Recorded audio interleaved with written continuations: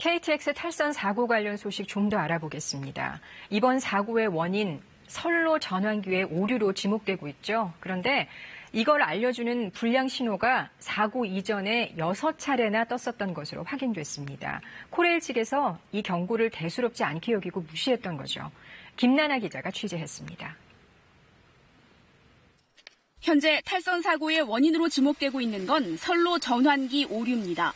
선로 전환기 케이블이 강릉 방향과 서울 방향에 각각 반대로 꽂혀 있었다는 건데 코레일은 시공 단계부터 잘못된 것으로 보인다며 책임을 철도시설관리공단으로 떠넘기고 있습니다. 17년 9월 17일 날. 그럼 작년 9월에 개통하기 전에. 그때 점검했을 당시에 이미 좀 잘못 연결되어 있었던 거네요? 네, 그렇게 추정이 됩니다. 개통 1년이 다 될 때까지 연결 불량을 몰랐냐고 물었더니 그동안 오류 신호가 없어서 알아채지 못했다고 해명했습니다. 건설 단계부터 이게 거꾸로 돼 있다 보니까 이게 이제 장애는 이제 처음 일어났으니까.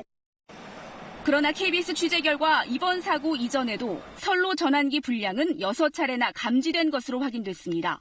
개통 전 4차례, 개통 후 2차례 오류 신호가 떴지만 모두 1분 이내에 정상으로 돌아와 별다른 조치를 취하지 않은 것으로 드러났습니다. 이때 정밀 조치를 제대로 했다면 사고를 막을 수도 있었다는 얘기입니다. 오류 신호가 뜨면 시속 40km로 속도를 줄여야 하지만 평소처럼 100km 넘게 달린 것도 안이한 대처였다는 지적입니다. 사고의 원인, 책임 이런 것을 명확히 다루기도 어렵고 애초에 그런 문제가 발생하지 않도록 책임을 떠넘겨야 되는 이런 이원화된 구조가 사실은 앞으로 개선 방향을 내는데도 굉장히 장애로 작용할 수밖에 없다 이렇게 보습니다. 지난 2011년 광명 KTX 탈선 사고가 원인 규명에 2달 정도 걸린 것을 감안하면 이번 사고 원인 조사에도 수개월이 소요될 것으로 보입니다. KBS 뉴스 김나나입니다.